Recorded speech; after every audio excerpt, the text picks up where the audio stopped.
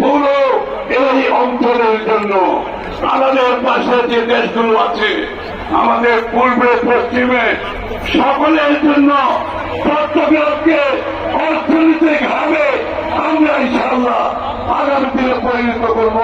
শুধুমাত্র বাণিজ্যিক রাজধানী না, তার চেয়েও বেশি আমরা এগিয়ে যাব।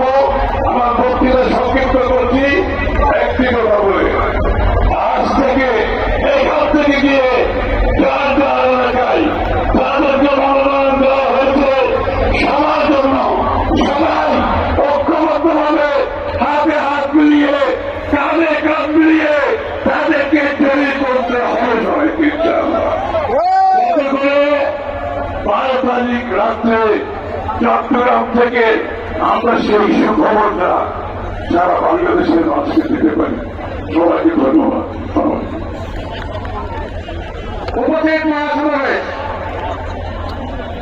আমাদের নেতা তারেক রহমান বিগত 17 বছর প্রবাস জীবনে থেকেও বাংলাদেশ জাতীয়তাবাদী দলকে সুসংগঠিত রাখার চেষ্টা করেছেন।